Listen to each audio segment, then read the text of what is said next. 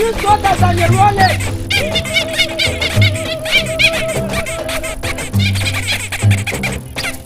Bobby, again! What's this drama? Drama?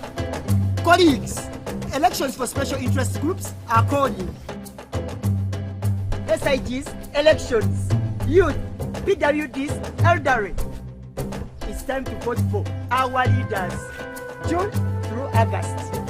From village to parish to district to nationals, youth, PWDs, elderly. It's time, go vote your leaders. No! Elections are supposed to be peaceful. Easy vote, okay?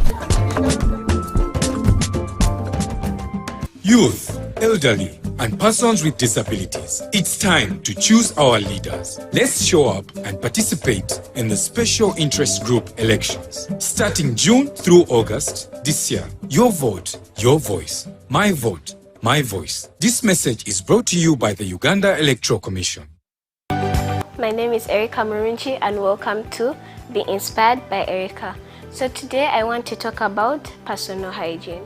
Personal hygiene is not just a habit, it is a way of life. By maintaining personal hygiene, you will reduce stress, improve on your focus, show respect for yourself and others around you, to the people around you. Take care of your space and your life. Keep your room tidy, wash your hands, cut your fingernails, comb your hair, brush your teeth, and many others. Take care of your space and your life. Brush your teeth, make your bed, bathe, cut your fingernails, comb your hair, and many others. Make cleanliness a habit. Personal hygiene should be a priority. Cleanliness is next to godliness. Stay blessed. Much love. Thanks for watching.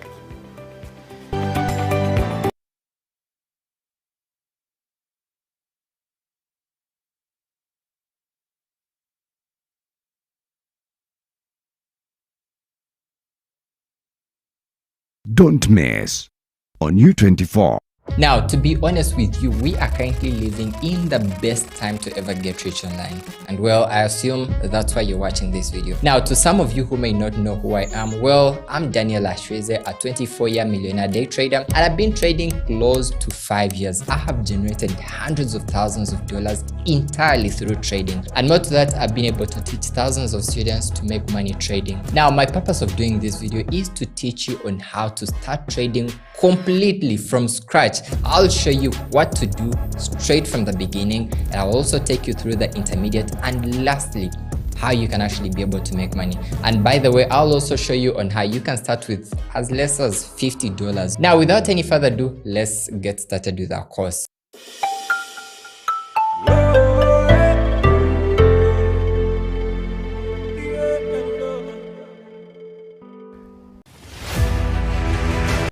Good evening, welcome. This is the Checkpoint. My name is Ivan Tumkunde.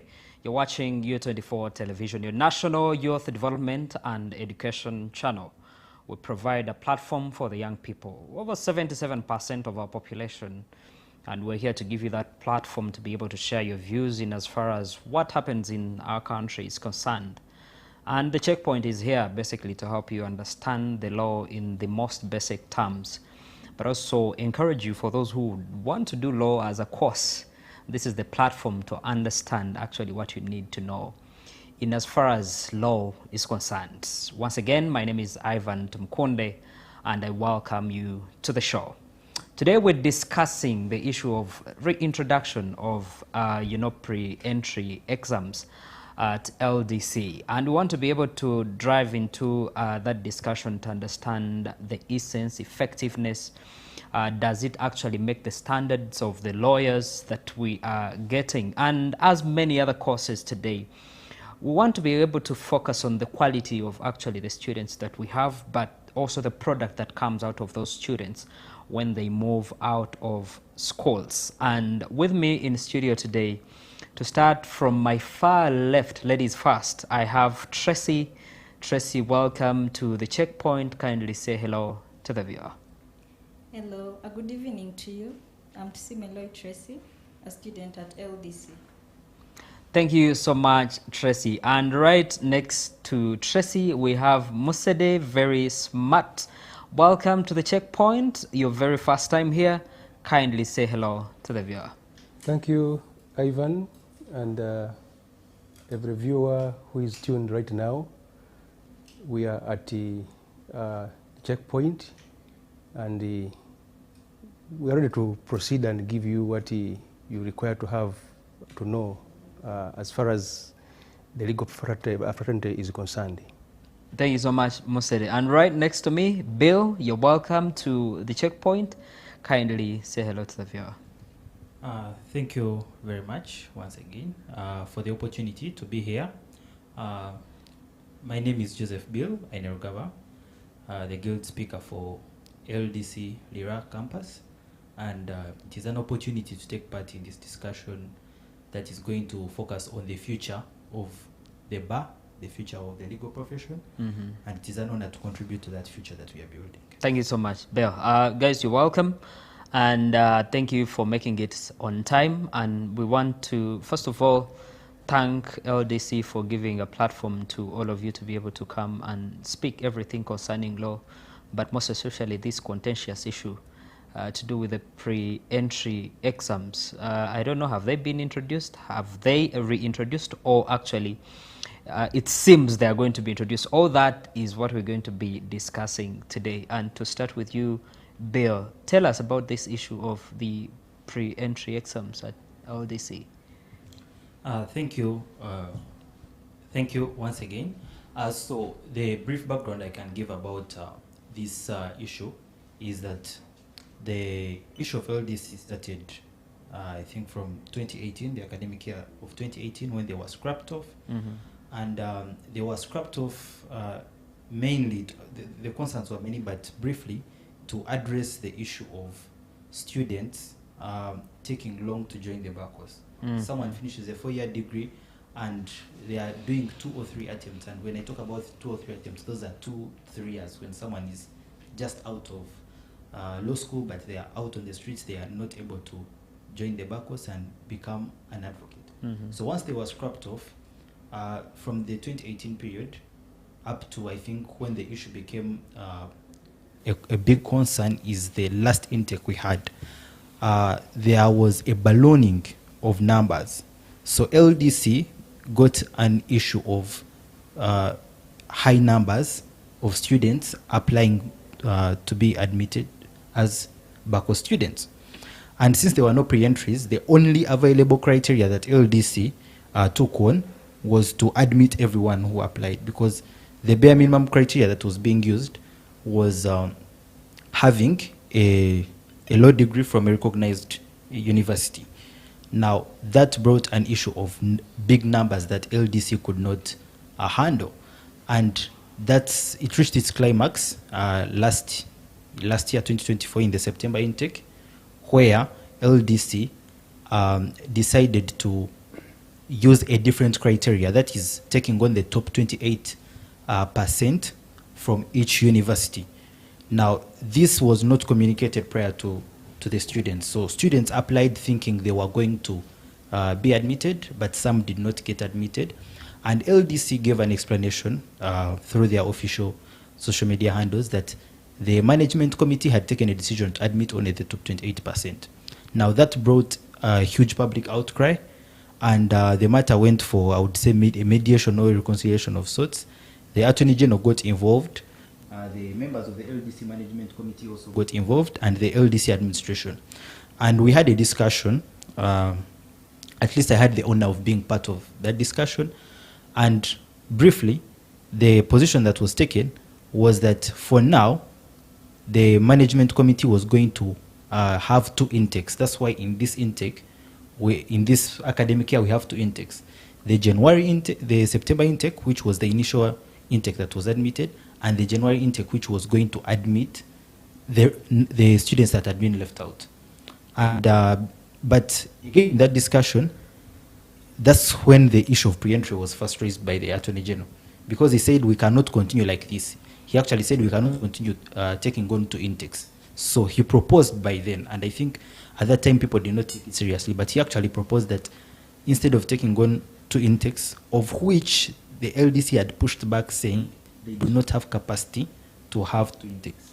So he said, going forward, we should actually explore the issue of pre-entry exams. And that's how the topic of pre-entries was revived until today. Amazing. Thank you so much, Bill, for that introduction. And I think that draws, for us a background for us to be able to have this discussion. And if I can come to you, Tracy, the issue of pre-entry exams, we want to be able to compare prior to when there was scrap in 2018. What was the performance, and if you are to compare the standards then for the students who are entering through the pre-entry exams and those who didn't, what has been the difference? Do we see any better? And that maybe can draw us to the reason why either they should be or they shouldn't be reintroduced. Okay, thank you, Ivan. So now we can see that pre-entries came in as a result of LDC could not, they say that they needed to curb the failure rate and improve on the standards of the people whom they, of the standards of the lawyers that they admit to the bar. So that's the reason they gave for putting there the pre-entries. However, we can see that in 2008 to 9, there was a failure rate of about 84.4%. Then the following year, 2009-2010, the failure rate was 92.3%, around there. But then after that, when we come to 2018, when they scrapped off the pre-entries, we can see that actually, yes, the failure rate is below 50%, but it has it increased to 33.5%, around there. And that is, it's better than how in the previous years there have been successive failures of students at the back course. But this, when they scrapped off the pre-entries, there were still few failures, but there were more successes than the previous years. So that means that really, if you keep on doing something constantly and it fails, it cannot be the solution that you should keep subjecting students to it. It has been tested. So since Law Council is responsible for setting those exams and admissions, they should also come up with a different method in which to assess these students. Because we have seen it from statistics, it has shown that, yes, they brought the pre-entries, but has it really improved on the standards that they want? Has it really reduced on the number of failures? Yeah. Thank you so much. Tracy, coming to you, Musedi. Yep. Your take on what is happening at the moment, but also if you can touch a little bit on the background in as far as the pre-entry exams are concerned. Well, Ivan, I must appreciate this opportunity. When you look back, especially when you talk about the history of the legal profession, it is eminent that at the beginning it was on. But when you look at from my two colleagues, their submissions, how they have brought it out, the statistics that Joy has brought and Bill has also brought in a number of aspects concerning this issue of the back course and then the issue of the pre-entry. One, in the beginning, it used to be there. But when it came to around 2018, I think a number of legislators and a number of other stakeholders, because now we talk about stakeholders, there are quite several people. Among them could be students, there could be these who have just graduated from their different undergrad, and other agencies. They saw it wasn't really good in a sense that they would see you spent 4 years at undergrad and then you get out. And so to be, to qualify to become a lawyer, you must have taken the 5 years of your course. Now, if you have taken only 4, so it brings some bit of challenge. So it is at the end of the day, a number of legislators had to come up with the issues concerning, can we scrap off this?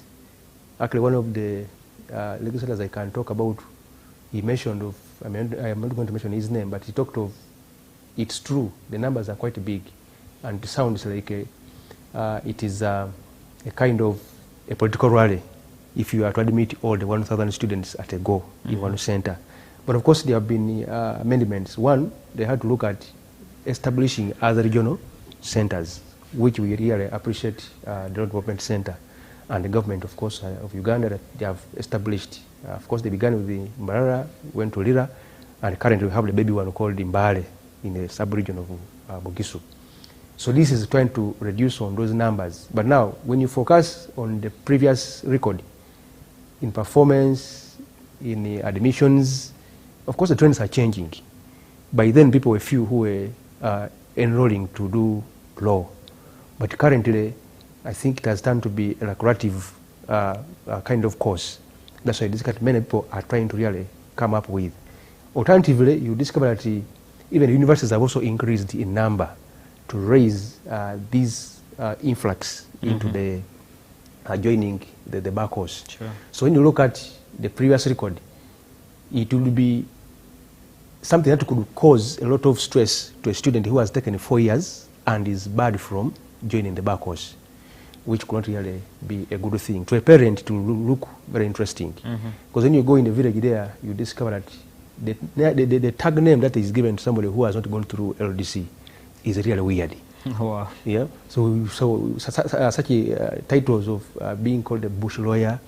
Me, when I grew up, I knew bush lawyer is supposed to be somebody who didn't go to school, but he has been having access to court system, and so because he has learned the art, so he's able to go out there and try to guide on some people, especially those other clients. But somebody who has taken 4 years, you call me a bush lawyer, it wasn't very right. So it becomes quite challenging. A number of people really came up and they are trying to contest on the issue of the pre-entry because it is a stress. Number two, when you look at it in the real sense, look at this country is quite big. So if we have one center, Kampala, and all people are working all the works of deep in Ibarra, deep in Buko, wherever, and they are coming to sit for a pre-entry. Look at the costs. Look at the risks on the road. Where are they going to be housed in Kampala here? So at the end of the day, discovered by end of it, it causes a number of hiccups to the front of legal. Thank you so much, Msede. Now, Bill, I would want you to help us go deeper into this issue of pre-entry exams vis-a-vis the quality. Do we attach the quality of the students who in the end give us the quality of the lawyers that we're going to get to the pre-entry? How do these two really connect? First, I think it is in the current times we are living in. It is not, I would say it would be misguided to think that the current discussion on pre-entry is tied to the quality of the lawyer that would come out. The students that are going to actually come. Exactly. Yeah. Previously, it might have been, but the current discussion on reintroduction of pre-entry is actually not tied to the quality of the lawyer that is either coming out or the quality that is coming out of undergraduate. The current discussion is basically trying to find the fairest way to admit students. Because the discussion on the quality was discussed then when they were scrapping pre-entries, and it was settled. And it was concluded that pre-entry on its own is not a fair way of assessing the quality of lawyer that you're going to admit into. Meaning at the time it was looked at as a gateway for getting quality students, and merely it was for that majorly importance, yes. True, but that discussion was had and it was scrapped for that purpose. Now the new discussion that we are having, maybe some sector players may want to target the quality, but I do not think, because when you look at the trigger events, were mainly due to the overwhelming numbers. Those were the trigger events that brought back the discussion on pre-entry. And the main trigger event is that LDC in its current shape. Maybe that's also a discussion we need to have. Yeah. Can it be sustained in its current shape? Mhm. But be it as it may, the current shape we have of LDs is one that cannot sustain the numbers that are coming out of undergraduate. As I speak right now, the latest communication from the Law Council is that we have 19 accredited universities. Wow. 19, even if you give each university a cap of maybe graduating 100 lawyers, Oh, yes. that number is too much for LDC to handle. I think that speaks to the influx that you're Exactly, having. the influx that my colleague talked about. Yeah. So now the recent discussion is considering that from last year, the main outcry was another criteria of admitting students. LDC tried the top 28 criteria and it backfired. And they had to do damage control by introducing another intake. Now, what LDC is grappling with is, since the top 28% criteria cannot be handled, cannot be sustained, and also the two intakes can also not be sustained because LDC does not have capacity, even in infrastructure. If you look at the current intake, January intake had to do almost over half of their course online, which is also not beneficial to them because LDC is a practical course. The doctrinal knowledge, you get it at undergrad, but LDC is supposed to be a hands-on, skills-based course. You cannot get that by making students study online. They have to be on campus, interacting with the PAs, interacting with the mods and drafting documents. It is hands-on. You get it's vocational in nature. Yeah. Now, what does that mean? It means that the two intakes are not sustainable. So if LDC in its current form can only handle one intake, then the question, the elephant in the room is, what criteria do we use? Yeah. And that's why the discussion on pre-entry is coming back. And LDC is making the case that it is only through pre-entry that we can give all students graduating from the 19 universities an equal chance of being admitted. Wow. If luck is on your side and you pass the pre-entry, or maybe the last time I checked, I think their admission cap was at, 1,900 if you add Mbali, which is the new campus. If you're in the top 1,900, you get in. Maybe we need to have a discussion.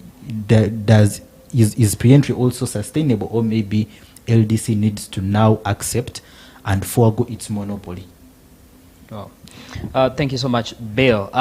Thank you so much for watching. I want to remind you that elections for special interest groups are actually happening. Kindly make sure that you are part. This show is proudly supported by the Electoral Commission, and we encourage you as young people, as the youth, to make sure that you remain peaceful, but also make sure that you participate in these elections that are happening, and then the general elections. Definitely make sure that you are part. Don't just be participants, get involved, go for those positions. We want to see young people really being represented in all those positions, but most importantly, keep it peaceful. As Ugandans, what we need most is the peace, and that should be universal. Coming to you, Tracy, what is happening? Law, a course that we thought was for the chosen few, and what is happening that we have now all these institutions taking up offering law as a course? Is it that, like he said, it's becoming so lucrative? People think when you do that course, maybe that's why you can be able to thrive and all that. Or has it become very easy for people to do law? The fact that they used to look at it as a very complicated course, has it become so easy for someone to do law, pass it? What is happening? Why do we have all these students now in different institutions offering law as a course? First of all, that one we shall derive it from, we have very many institutions that teach law because they have passed the standards that National Council for Higher Education has put. So if they pass, they'll be given a leeway to teach the law.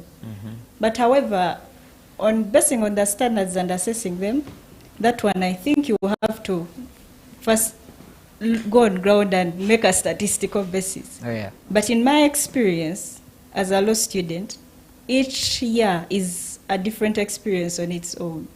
Each year you fight hard to make sure you've not gotten a retake and you've gone to the next level. So if, say, they want to put in these standards that they talk about, they should start from Form 6. They put in the Law Council has the obligation to oversee how the legal profession is governed in this country. So it has the mandate to say no.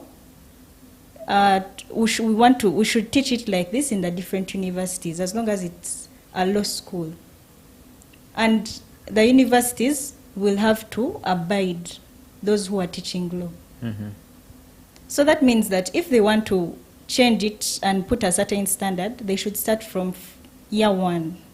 Because every step in law school is a whole new experience of its own. Year 4 is also another experience of its own. So you cannot have 4 years, then you reach at the end and they tell you that if you do this one paper and you fail it, you cannot pursue your dreams further. You have to maybe stay out of the courtroom, maybe perhaps do ADR, that's alternative dispute resolution. So there you do not have to appear in court. Mm-hmm. You don't need a practicing certificate. Yeah. So basically, the quality for the tertiary institutions, that one, it has to stem down from our system. National Council, Law Council, Mm-hmm. they have to organize it from the start. Because there was a world report for 2005 in which Justice Benjamin Odochi participated in. Mm-hmm. And they talked about the 3 different levels of legal education. There's the academic level, there's the professional level, and there's the continuous legal education, continuing legal education. The academic is provided for in law school, then the professional one is provided for in LDC. So, and still more to that, even if they say, let the tertiary institutions teach law according to, because the National Council for Higher Education has approved them, so let them teach because they have that, they are okay. Mm-hmm. Still, LDC itself, even when you pass the pre-entry, there is no student, I think, you're going to get from LDC who has deliberately put in their time that is going to come out, should I say a quack product? It's not possible. Unless you just went there and you are really not into the learning phase. Mm-hmm. It's not possible to go to LDC, invest yourself, and you come out when you are substandard. It's not possible. So either they can implement it within LDC and perhaps they can add a year, but pre-entries, we have clearly seen from the past, they have they have not helped in reducing the failure rate. And when it comes to standard, that one still, even the people who pass, they are still substandard lawyers out there. Wow. Thank you so much, Tracy. Musede, you clicked on something to do about with how you're branded if you have not gone to LDC, that you're a bush lawyer. And that brings me to the question of the influx that we are having of everyone wanting to go through LDC. Does it make you less of a lawyer if you've not gone to LDC? And if you could maybe draw for us a picture of what is happening and why does it have to be that everyone needs to go through LDC? And that question will definitely continue to build such that you can be able to break down for us. We hear of you are merely a lawyer, then there is counsel, then you'll be able to break it all down for us such that the person who is watching, but also someone who wants to do law as a course can be able to understand all that. But to start with you, Musede. Thank you. Well, law is quite interesting section in our learning, and there are those segments that keep coming. When you finish your LLB, that is the 4 years at the undergrad, you are basically a lawyer. but also need to now to attach yourself to becoming either a counsel or an advocate. And consequently, you know, days are kept changing because of people have gone back to school seriously. You see the young, the older people are getting back. So, you know, you'll be a little out-fashioned if you do not. My sister just brought in the 3 aspects of learning. Now, when you look at the designers of this frame or a kind of framework as in the law, you discover that there is a bit of some gap that comes. If a young man who is just starting, actually right now who is in senior 6, tuned and listening, there is a way they look at how an advocate behaves.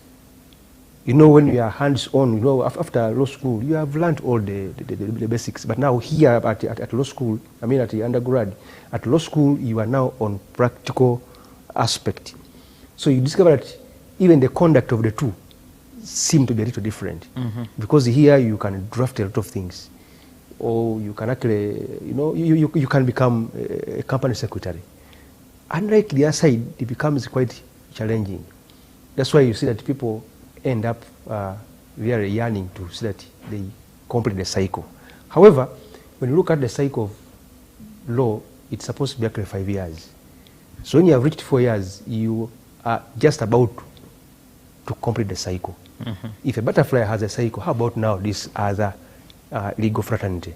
So this cycle is 5 full years, and by the nature of other kind of benefits, somebody who has gone through a law school, he stands at a higher chance of, you know, his chances are different from somebody who has just remained at a law school. I mean, at a law school actually. So you discover that at the end of the day, but still, the framers are right to get back on. Because if you have framed it, finish law, I mean, 4 years, then you go for the practical bit of it. Why do we go for this one here? Because if you have finished only 4 years, you can never become a judicial officer. So you're already exempted.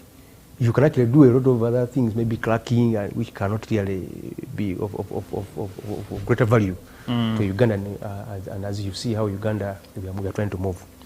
But also, when we go back, you discover that then if we are talking about now 19 universities that have been accredited to have the law school take place. Remember, there are also 3 more that are pending approval. So that means if they add the 3 and so the number, the influx will always come up. But there are other methods we can use. That if we have the centers established in different regions, actually we could even have more others because the region, the Uganda is subdivided into different sub-regions and regions. So we could also have other sub-regions to have the centers that these people after they are undergrad, they are fine-tuned at this level. Then we meet in the field to see what happens there. Bill? I would say that when we look at the history of the legal profession, I think that's what we need to start with to unpack this whole thing.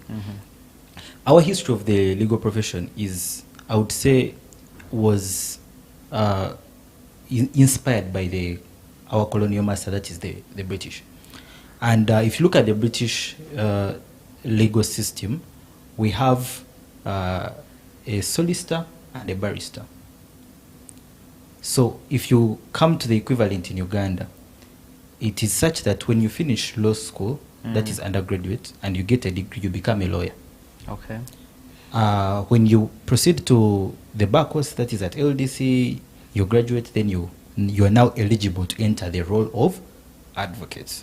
Once you enter onto the role, you get your practicing certificate, and you're now an advocate.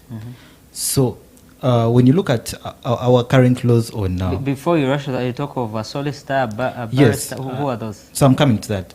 So we have our own version of a solicitor and a barrister. So we have a lawyer and an advocate. And that's what I was coming to. So at the time we inherited these laws, there were a good number of opportunities for lawyers. I could go to law school Yeah. with my degree and get a job. Mm. Because when you look at entities maybe that just need a legal and compliance officer, someone who doesn't need to go to court, Yeah. I just stay in my office, I advise on the legal aspects. At that time, a law degree was enough to get that job. Mhm. But my colleague has talked about people are now going back to school. Yeah. You may actually find an advert which says that, a job advert which says that the minimum qualification is an undergraduate law degree. Mhm. But when you go and you go into the competition, the people who are applying for jobs have the bar course. So whereas the minimum qualification is just a law degree, the fact that the people who also want the job have an additional qualification, Yeah. it has rendered the undergraduate degree, I don't want to say useless, but it has rendered it insufficient. You have to go to LDC. Mhm. And that's why maybe our seniors in the legal profession, the interactions I've had with them, they have normally made the argument that, well, you see, going to LDC is not a right, because you can also do things as a lawyer. And for me, that's what I think, that's the point I think they miss. Yeah. They could have gone to law school when opportunities were there for people who merely do law, but they are not there for us today. And the changing economic times, the influx and all those things have rendered the bar course now, I would say, a right that anyone who undertakes a law degree is entitled to have an opportunity to go to the and undertake the bar course and graduate, because they will not get enough opportunities with just a law degree. Now, coming back to your question, what do we need to do? What we need to now do... Just pause it right there on what we need to do. We'll be going in for a short break.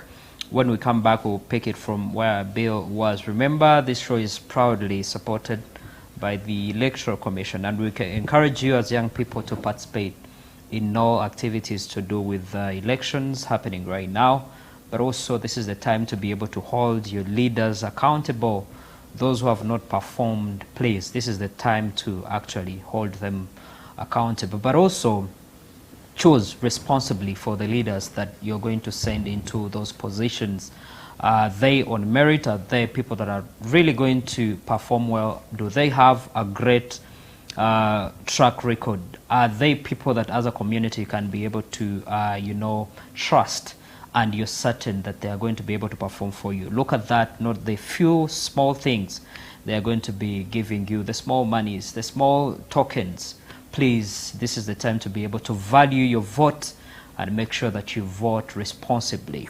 You're still watching U24. We are discussing the issue of the reintroduction of pre-entry exams at LDC. We'll be right back with that conversation.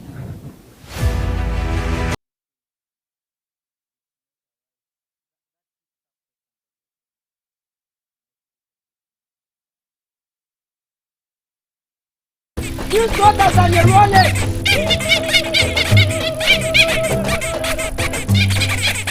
Youth, elderly, and persons with disabilities. It's time to choose our leaders. Let's show up and participate in the special interest group elections. Starting June through August this year. Your vote, your voice. My vote, my voice. This message is brought to you by the Uganda Electoral Commission.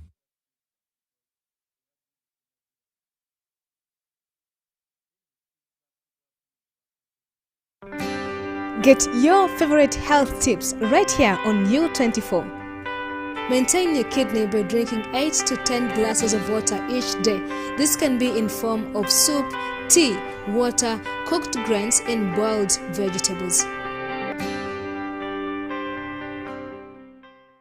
Hi, my name is Doreen Tuhidire, coming to you from Be Money Wiser, and we're going to be bringing to you the hashtag 100 Ways to Be Money Wiser by Mrs. T. Tilda Nabandra. We're going to be running this hashtag 100 Ways to Be Money Wiser on U24 television. Don't miss out.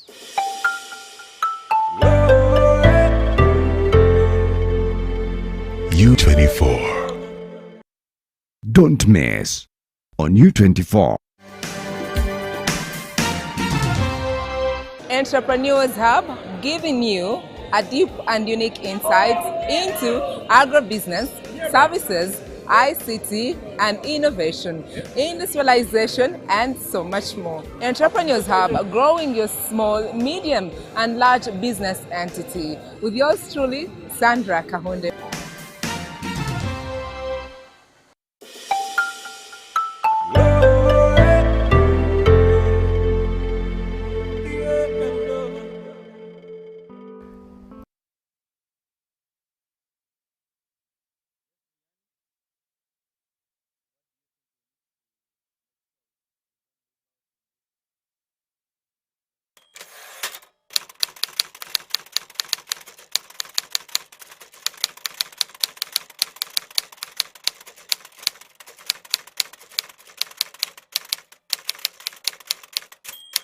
So safe, make sure that you participate peacefully, but also exercise your right in a proper way. And talking of the rights, as we were in the break, Tracy was trying to say, Bill says getting into LDC is a right, and she believes it's not. If you could kindly make your voice heard. Thank you. So, getting into LDC, I do not believe it's a right, but the reason why we are here to discuss is to see, are pre-entries, reintroduction of pre-entries, is it really necessary? Is it really bringing out the achievement that we want of students are going to go to the back course, do it and pass? Is it really the outcome it's causing? But when it comes to a right, that one, I do not believe it's a right. Okay. It's not a right to go to LDC, because you have a choice. Yes. Bill, should we say people are afraid of doing the pre-entry exams? Are they actually that too hard to do? One has to do pre-entry exams at the university, and then after you still have to do pre-entry exams at when you're joining LDC. My question is, if you have put all these gates, you know, you're certain that the pre-entry exams have helped you to, you know, get all that at university, then why at the same time have them at LDC? But then the question is also, what's wrong with it? Why not just do the exams and get what you want? So are they too hard that people fear doing them? And if they are, actually, if you could give a few hints on how to pass these pre-entry exams such that people don't make it an issue, because you can do the exams the same way you do other exams and pass them. For the purposes of the next intake, pre-entries are the only fairest way available to admit students. But that's not the issue. The issue is, and maybe to respond to my colleague who talked about a right, I believe, and I've labored to put a background in it, I believe in our current times, a person who has attained a law degree from an accredited institution, accredited by the National Council for Education, with recommendation from Law Council, if they choose to join the bar course, they have a right. There should not be impediments like pre-entry to stop them, to reassess them on whether they are eligible, because they have gone through the 4 years, they have attained the knowledge. If Law Council, LDC, or any other stakeholder feels that there is something that needs to be tested, it should be dealt with before this student who has literally committed 4 years of their education before they join the law school. But once they have joined, to me the cycle should not be interrupted, and it is only a student's choice not to go for LDC that should stop them. But once, if they wish to go for LDC, I don't think pre-entry should be an impediment to that. Now, coming to how to go about this, I feel like currently what needs to be done is for LDC to actually accept that it can no longer handle the numbers, because the law council that recommends to National Council for Education to license more universities, I think the recent round added 3 more universities, is the same law council that regulates LDC. So if law council sees it fit to accredit more institutions, then it should have the humility to accept that LDC no longer has the capacity. Now, what LDC has actually been trying to do is to open up new campuses. Now, when you look at the influx of students from undergraduate universities, even if LDC opened up new campuses, they cannot catch up. It is unsustainable. They can no longer catch up. Building new campuses is actually not even sustainable. What they have to do, and I'll come to the issue of pre-entry, what they have to do now is to try to tap into the already existing infrastructure.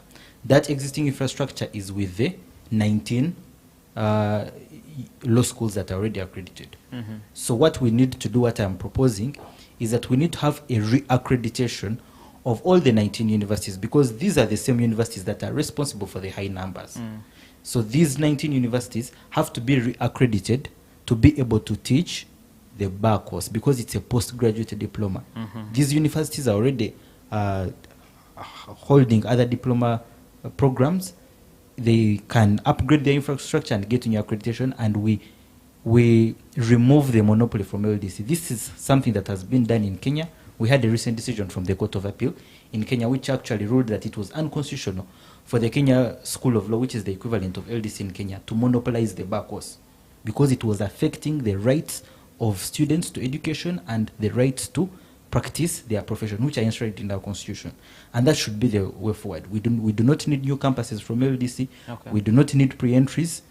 Actually, pre-entries should only stop this year. But beyond it, we need to see a demonopolization of LDC. Then lastly, on how to, now that I'm thinking we need to do at least pre-entries for the next intake, what I'm proposing is that for those who are going to sit those pre-entries, they do not need to fear them. I've seen feedback where people are actually very opposed to these pre-entries, very hostile to them. Some of them are fearing them. I understand their concerns. Some of them border on whether the marking is fair, whether the setting of exams is fair. Those are valid concerns, but that should not be a reason for them not to sit pre-entries. What they need to understand is that undergraduate is a doctrinal course across the 19 universities. So this pre-entry, and I've seen maybe that's another challenge, I've seen misleading posts whereby they are now coaching students in preparation for LDC pre-entries, but they are teaching them or coaching them the content of the bar course. Wow. And that's how students fail. Because there is no paper that is going to, there is no exam that is going to examine you what you have not learned. LDC knows that you have not yet learned try advocacy, you have not yet learned all those things that are taught there. They know that what you have learned is what is taught in universities. And since they work with law council accredited institutions, they know the content you're going to handle. So instead of wasting time learning LDC content, these students should simply go back and revise all their undergraduate content, get the doctrinal knowledge. With doctrinal knowledge, I mean get the principles. Understand the principles in each subject. That's all. You don't need to bother with the practical bit. You don't need to bother with how to draft an affidavit. No one is going to ask you how to draft an affidavit, because that is what is taught at LDC.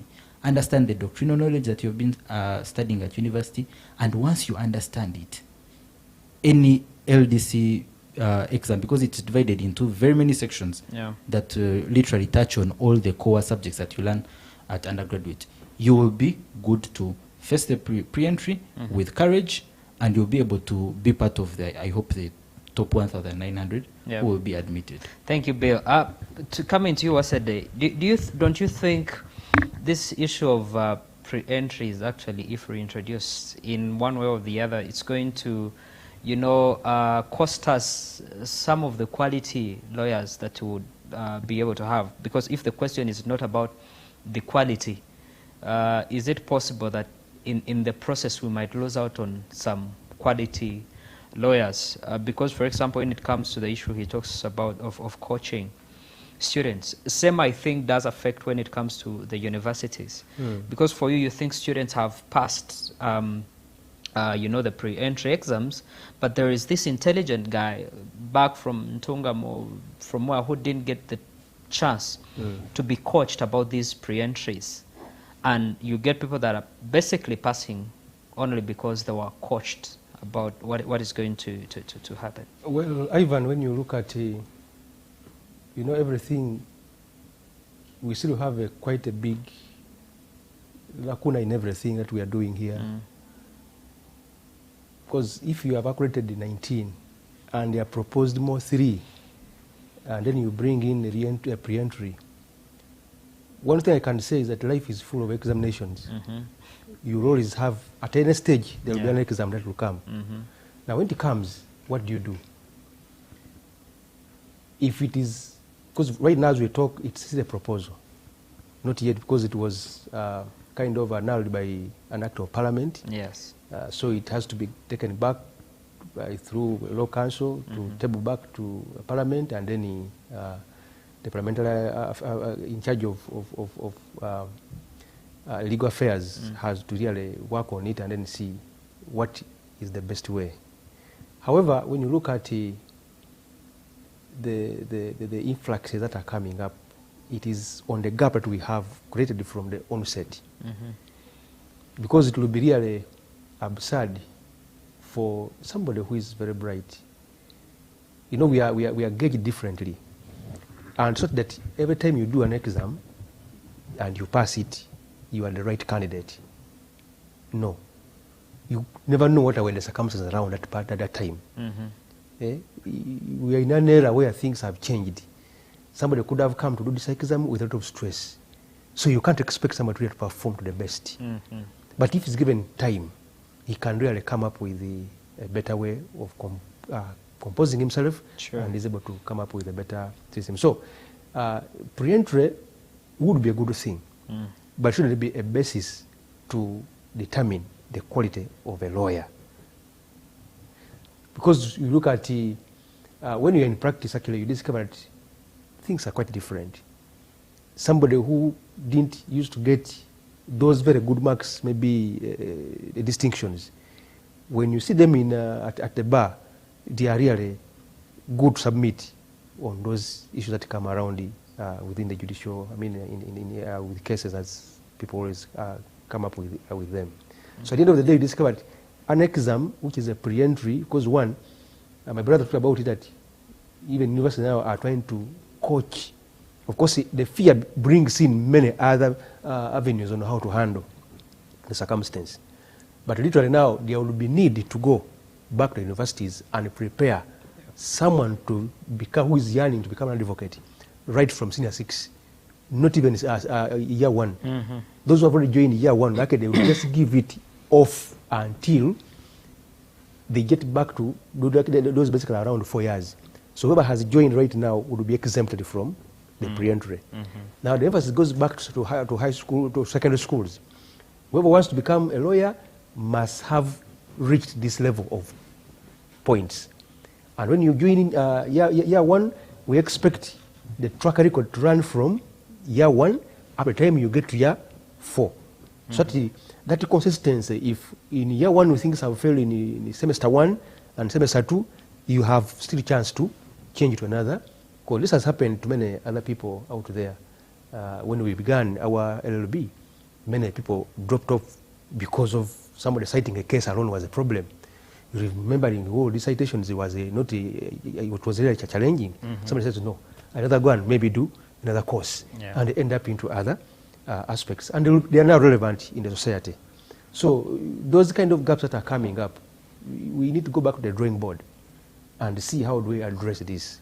An exam can never be the best option to estimate whether this one is a quality lawyer or this one is not a quality lawyer. Thank you so much, Sede. Tracy, can't LDC be able to learn something from the accounting fraternity? You see what CPA, for example, is doing. I don't know if we can be able to compare the two, but I'm just thinking of how many accountants and people in that profession we would have to have if there was just this one institution to say it has to be LDC for you to be able to to become this. So can we maybe pick a leaf from how it is done with CPA, and what other options do you think are really available instead of the pre-entry exams being reintroduced? Okay, so for CPA, I would not recommend that because it's for the accountants. Yes. And they know best why they put it in place. I would suggest maybe we look at, not maybe, that we actually look at other jurisdictions. Maybe like, I concur with Bill when he talked about demonopolizing the bar. And also, the fact that we have to only look at one exam is also not a good idea. But you can assess someone through continuous, a successive cycle. So if they keep on checking people from year 1 up to the end, up to year 4, then the bar course, you just go and do the bar course. If you want, you can apply and go and do it. That pressure, that intensity that they will give you at LLB will be better, because now if we look at some of the, say in the United States, it takes 7 years for someone to actually say, I can now go and practice as an attorney. But in Uganda, it has somehow been squeezed into 5 years, and people are struggling left, right, center, saying, okay, you've reached the bar course, now you have to sit for a pre-entry. You're sitting for a pre-entry, you're reading everything you've ever learned in the 4 years. You're reading it in 3 or 2 months, which doesn't really make sense. Yes, and perhaps maybe I'll end with that quote of Albert Einstein. He said, it's insanity to keep on doing the same thing and expect different results. So then you stem it back to what we have. We have seen the results. Why should we keep on doing the same thing? Why don't we try other avenues? We have tried pre-entries, we have seen the result. We have removed the pre-entries, we have seen the result. So perhaps we can do something better. Yes. Okay, thank you so much. I want to remind you that we're streaming live on YouTube, so kindly share with your friends that might not be able to watch live on TV. Share the YouTube link, go to U24 Television, that's on YouTube. Get the link, share with your friends such that they can be able to catch up the conversation. For those who are online, kindly keep the comments coming, keep engaging such that we can be able to get your perspective in as far as this issue is concerned. But we have also put a post live on X, formerly Twitter. Go and share your comments in as far as, you know, the introduction of the pre-entry exams is concerned at LDC. I have some people engaging live here online. I see Ayebade, John Vianney. That's the guild president at LDC. Thank you, team, for the program. What is for sure is that there is no evidence that pre-entry is connected to quality. Not even one writer has made that correlation. It only regulates numbers. So he thinks it's basically about regulating numbers, but not about whether we're going to get quality students into LDC. Frank Nation says pre-entry has an impact on the quality of lawyers. That's Frank's perspective. Martin Musaja Kawa, we had Martin on the show last week and it was real fire in studio. Martin says, one of my feeders, Achantes, affirmed to me that she was actually astounded at the heavily populated LDC. I see LDC trying to regulate the overwhelming numbers through pre-entry exams. He also thinks it's basically about regulating the numbers, and he gives flowers to Joseph. Great presentation, well done. More comments coming in, we shall keep sharing, but you can also get onto our YouTube channel to be able to get all this feedback. But remember, we're always live here on Tuesdays, 9 p.m. The Checkpoint, discussing everything under the sun concerning law. And we engage fully in these conversations in partnership with Guild Council at LDC. And we thank you so much greatly for this partnership. And we are also proudly supported by the Electoral Commission that reminds you as young people to participate in these elections responsibly. The special interest group elections are happening until August. Please make sure that you be a part in these elections and exercise your right rightly. I'll be giving each one of you, as we get to conclude the show, 30 seconds to be able to have your last remarks in as far as you know, the reintroduction of these pre-entry exams is concerned. and what should be done. 30 seconds starting with you. Let me start with Bill. I know he will take much time if I don't start with him. And we have a movie coming up, so make sure that you don't move anywhere else. It's great cinema right on U24 coming immediately after this show. So, Bill. Thank you for the opportunity once again, and thank you to our viewers who have spared the time to discuss the future of the bar, and the bar course. My closing remarks are basically on pegged on three main points. The first one is that we need to feel each other's points of concern. We need to feel each other's concerns. LDC has concerns. The Law Council has concerns regarding the quality of lawyers that are coming up. Those concerns cannot be brushed away. But also the students who are being affected by these decisions, who do not get a chance to participate in the decision making. When Law Council sits, the students are not there. They also need to be heard. We need to provide more platforms for students to voice their concerns. And secondly, we need to have realistic proposals. We need to start concrete discussions about demonopolizing LDC. It is the only sustainable pathway that most stakeholders are unwilling to engage in and are trying to look for shortcuts. But we have to start concrete discussions about demonopolizing LDC and looking for practical solutions to empower universities that teach law to be able to undertake the bar course. Thank you, Bill. Chief, kindly your last remarks. Good. I want to say that it has been a great honor for us to share insights on what is trending now.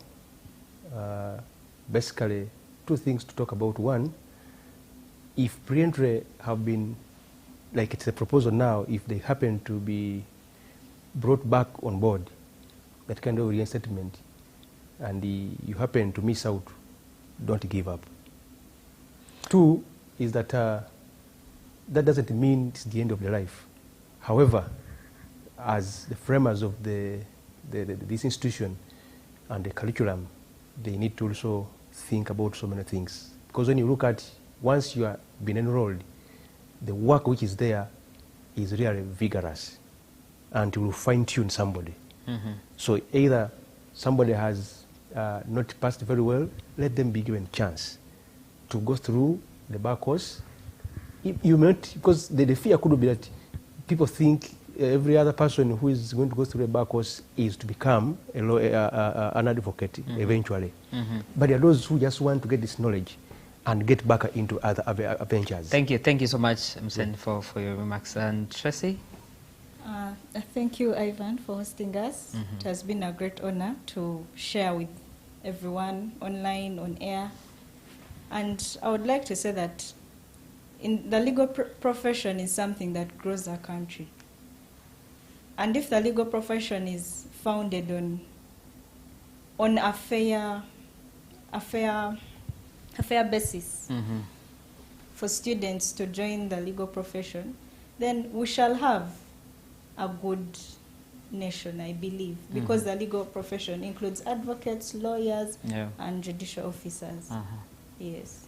Thank you so much, Tracy. Thank you so much, Isaac Msende. Thank you so much, Bill, for being a part of this great discussion. And I'm certain it's been, very, very, very important for those that have been watching, but also to the stakeholders. I hope all your suggestions will be taken into consideration. You do represent the students' fraternity, and certainly your views should be considered. And I want to thank the online people that are watching.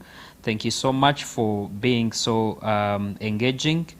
We are really so grateful, and I want to make sure that we keep giving you this platform to share your views and your feedback, and also to give you a platform to share your views as young people in as far as all issues concerning us is concerned. Big ups to Dango Vicent. Dango Vicent says, Isaac Stephen, thanks for the presentation. We have Fred. Fred says, just imagine if 3,000 students sit pre-entry exams and pass the same But when the facilities of LDC can only accommodate 1,500 students, what will happen? That question definitely goes to the administration, maybe at LDC. I can't answer that, but ask yourself. Same question that Fred is asking right here.